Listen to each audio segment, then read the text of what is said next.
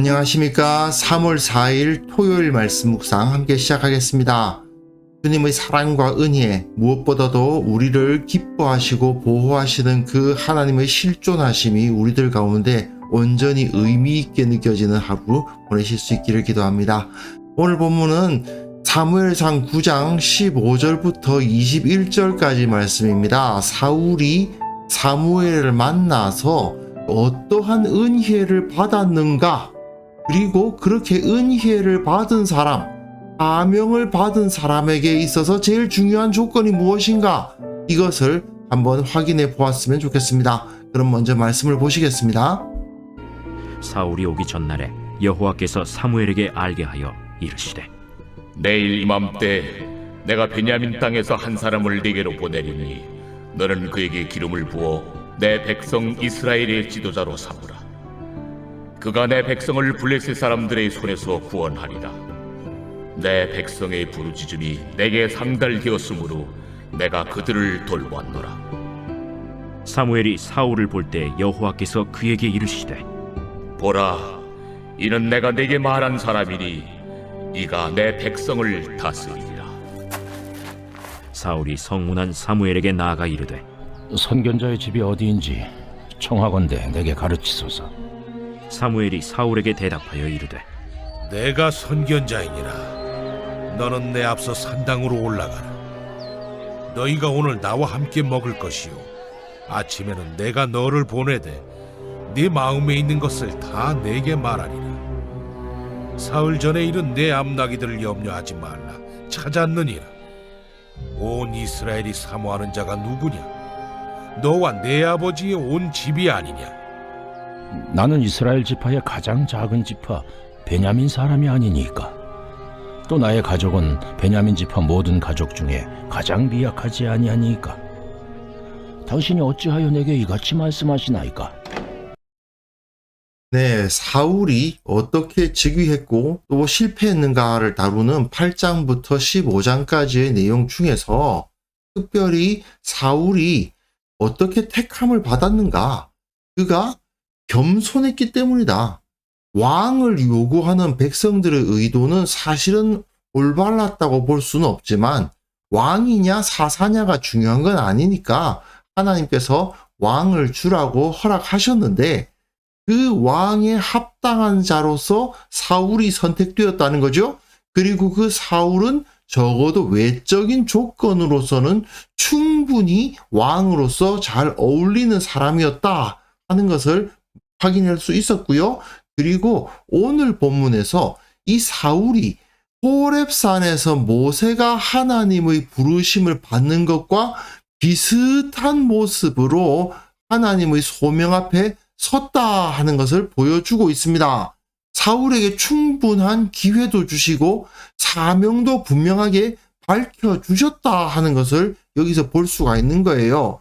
하나님께서 사무엘에게 미리 사울이 오기 전날에 예언해 두십니다. 사울은 나귀 찾아다니다가 어떻게 사무엘 찾아가게 됐지만 하나님은 그 섭리 가운데에서 사울이 사무엘을 만나게 하신 거예요.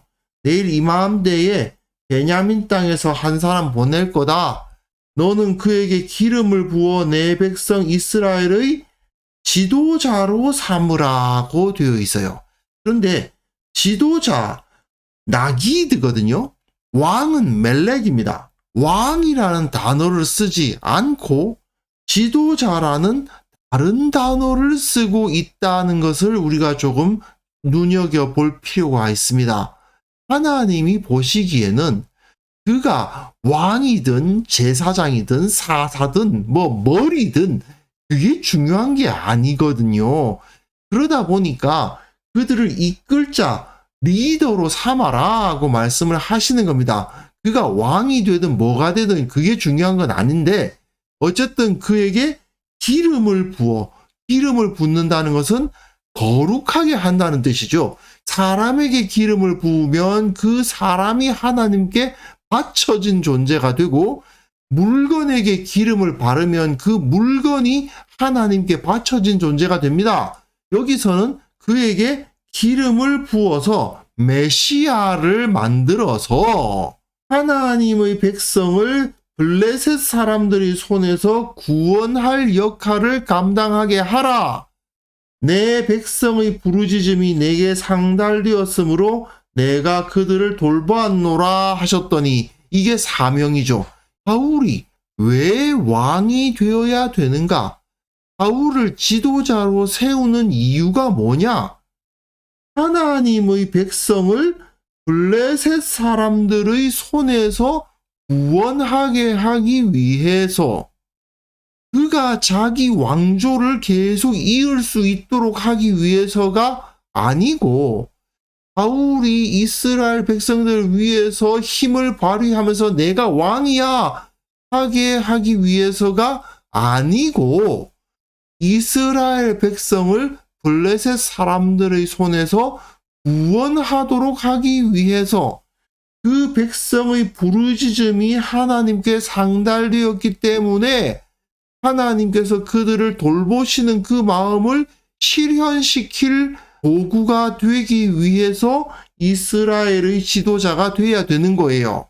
이거는 모세가 이스라엘 백성을 애굽에서 이끌어낼 때와 똑같은 말씀입니다. 이스라엘 백성들이 그 조상의 하나님께 부르짖으니까 그 기도를 하나님께서 들으시고 모세를 불러서 네가 바로에게로 가서 내 백성 이스라엘을 끌어내라, 그렇게 하나님께서 말씀을 하시잖아요. 똑같은 모습이 여기서 보여지고 있습니다. 그리고 그 다음날 사무엘이 사울을 보니까 하나님께서 이가 내가 말한 사람이다, 이가 내 백성을 다스리리라, 이 사람이 이스라엘을 다스리게 될 것이다 라고 하나님께서 지정을 해 주셨어요.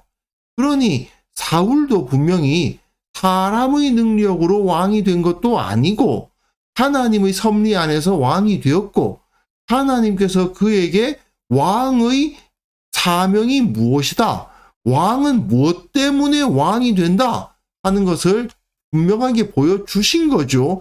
분명한 사실은 사울이 하나님의 버리는 카드로 택함받은 것은 아니라는 사실입니다. 하나님께서는 분명히 사울에게 기대를 하셨고 이스라엘 백성을 그에게 맡기신 거예요. 그런데 사울이 사무엘에게 가서 선견자의 집이 어디인지 가르쳐 주십시오 이렇게 이야기를 하죠.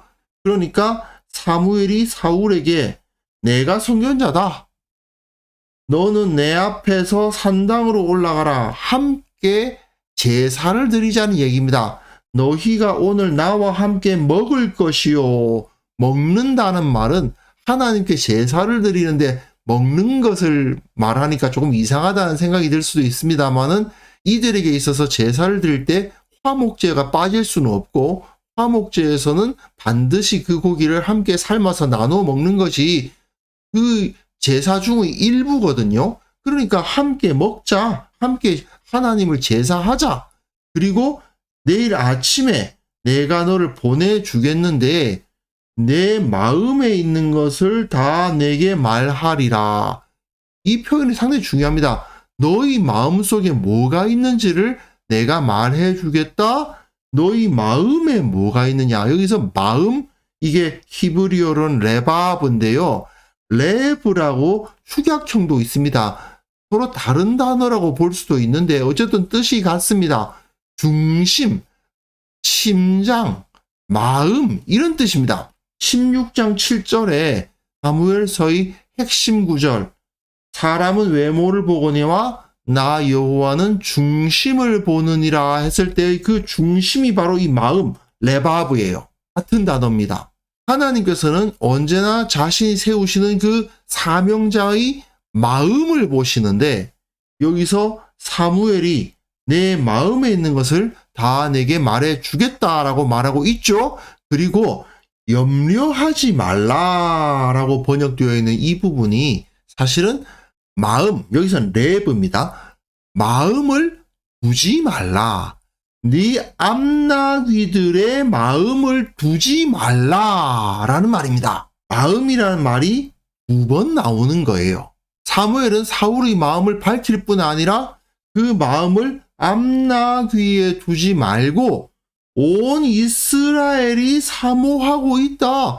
온 이스라엘이 너와 네 아버지의 온 집을 사모하고 있다라는 것을 밝히면서 그 사명에 응답하라고 말해주고 있는 겁니다. 이거는 모세가 양을 치다가 호렙산에 도달해서 하나님의 소명을 받는 것과도 같고, 이후에 예수님이 물고기를 잡던 제자들을 찾아가셔서 너희가 이제는 사람을 낚는 어부가 되라 하셨던 것과도 같죠.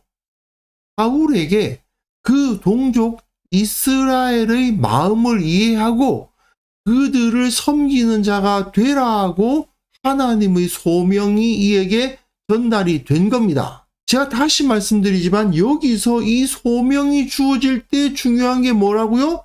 마음이라고요. 마음. 중심. 하나님께서는 외모를 보지 아니하시고 중심을 보신다. 사울은 충분한 외모를 갖춘 사람입니다. 그렇다면 사울아, 이제 너희 중심이 하나님께로 향하기만 한다면 너는 이 이스라엘을 이끌 최고의 적격자다.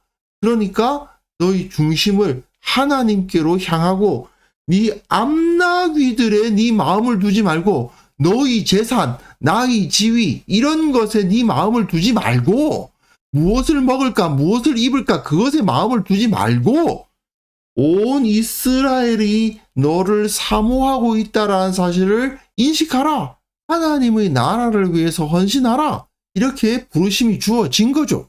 이때 사울이 한 대답은 사실은 모세의 모습을 떠올리게 하는 겁니다. 모세가 부름을 받았을 때 자기는 말을 못해서 자기는 못한다 그랬잖아요. 여기서는 사울이 나는 이스라엘 지파의 가장 작은 지파 베냐민 사람이 아닙니까? 나의 가족은 베냐민 지파 모든 가족 중에 가장 미약하지 아니하니까 베냐민 지파가 가장 작은 지파란 건 맞아요. 하지만 기스는 결코 베냐민 지파 중에서 가장 작지는 않았습니다. 모세가 자신의 상황에 대한 인식은 어느 정도 맞는 것이었지만 그가 말을 못해서 바로 앞에 못 나간다는 말은 잘못된 말이었죠. 사실은 애굽의 모든 교육을 다 받았던 사람 아닙니까? 그렇다면은 충분히 모세는 적어도 자기가 이렇게 미디안 광야에서 양치기를 하고 있는 상황은 좋지는 않지만 그러나 충분히 할 수 있는 사람이었다는 건 분명한데도 자기는 못한다 그럽니다. 비슷한 모습이 사울에게서도 나타나고 있죠. 당신이 어찌하여 내게 이같이 말씀하시나이까? 라는 질문으로 오늘 본문은 끝나는데요. 어쨌든 하나님께서 사무엘을 통해서 사울을 마치 모세를 부르듯이 부르셨다라는 것만 확인하면 되겠습니다. 자, 오늘 본문에서 사울이 하나님과 이스라엘의 기대를 받으면서 왕으로서 부르심을 받았다라는 것을 확인할 수 있었습니다. 그의 외모는요, 충분했습니다. 그의 집안과 외모와 인간적 능력은 왕의 역할을 감당하기에 충분했습니다.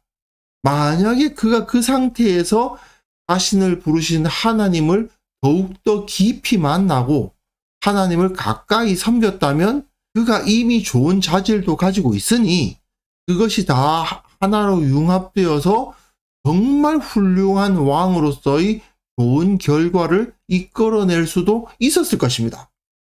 분명 하나님께서는 그에게 기회도 주셨고 성령도 주셔서 그가 그 일을 감당할 수 있도록 배려해 주셨어요. 그러나 문제는 물론 이후에 나올 내용입니다만은 사울은 그 중심을, 그 마음을 하나님께로 향하지 못했고 자기 백성 이스라엘을 섬기는 대로 그들을 지키는 대로 향하지도 못했다라는 것을 이후에 보게 될 것입니다.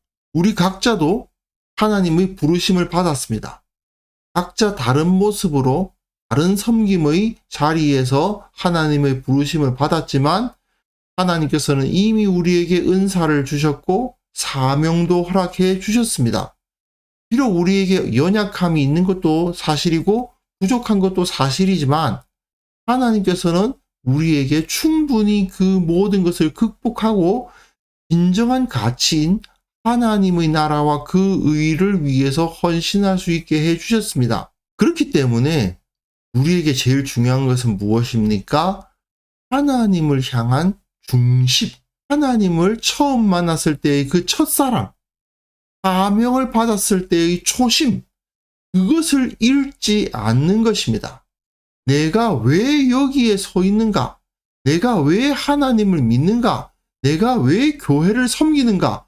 그 첫 의식을 우리가 잃어버리지 않는다면 주님께서 우리를 붙들어 주시고 이후에 다윗에게 주셨던 그 복을 우리도 누릴 수 있을 것입니다. 중요한 것은 여기서 우리가 나의 이기적인 목적, 나의 공명심, 나를 드러내려는 태도, 이런 것을 내어버리고 오직 주님을 사랑하고 주님께 헌신하고 그 공동체인 하나님의 백성된 교회를 섬기고자 하는 마음을 붙들고 있다면 주님께서는 우리를 지켜주시고 우리에게 은사를 주시고 모든 것을 형통케 하시고 복에 복을 더해 주실 것이다. 이 사실을 우리가 확신할 수 있었으면 좋겠습니다. 그래서 이 시간 함께 기도하실 때에 내가 첫사랑을 회복하게 하옵소서, 첫사랑을 잃어버리지 않게 하옵소서, 내게 주어진 사명을 잊지 않게 도와주옵소서, 하나님의 통치하심과 인도하심을 가장 중요하게 여기며 주님을 향한 사랑과 주님을 향한 기쁨이 온전하게 하옵소서. 함께 기도했으면 좋겠습니다.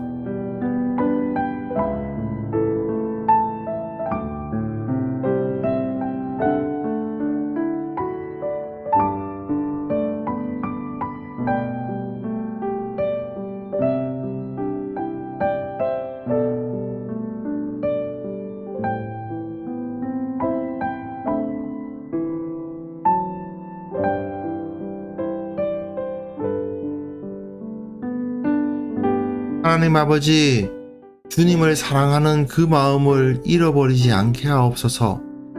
주님을 사랑하고 주님을 기뻐하는 그 마음을 온전하게 유지하며 회복하게 하시고 내게 주어진 하나님 나라를 섬기고 그 의를 구하는 사명을 잊지 않게 도와주옵소서. 진실한 마음으로 주님을 사랑하고 내 이기적인 욕망이나 나의 공명심을 드러내기 위함이 아니라 오직 주님께만 영광을 돌리고자 하는 마음으로 주님을 사랑하는 마음으로 섬기고 주님을 높이는 자가 되게 하여 주옵소서. 하나님 아버지, 참으로 세상에서 여러 가지 흉흉한 소식들이 들려오고 있습니다. 전쟁과 지진과 그리고 여러 가지 경제적 어려움들에 대한 소식이 들려오고 있는 이 가운데 하나님께서 통치하시고 하나님께서 인도하실 것을 믿음으로 말미암아 기뻐하며 감사하며 살아가는 자들이 될 수 있도록 도와주옵소서. 특별히 내일 주님 앞에 예배할 때에 그 예배 가운데 성령을 부어주시고 그 모든 예배와 이후에 이어지는 모든 만남 가운데 주님의 마음을 이해하고 하나님께 영광을 돌리고 모든 성도들과 사랑을 나누는 그러한 시간이 될 수 있도록 은혜 베풀어 주시기를 원하고 바랍니다. 아버지 하나님, 오늘 주님을 만나기를 원합니다. 주님께서 주신 그 사명을 다시 한번 되새기는 시간이 될 수 있기를 바랍니다. 주님의 성령께서 우리를 지켜주시고 보호하셔서 주님의 그 십자가 사랑이 내 가슴 속에 넘쳐 흐르는 그러한 은혜를 누리는 하루를 보낼 수 있게 하여 주옵소서.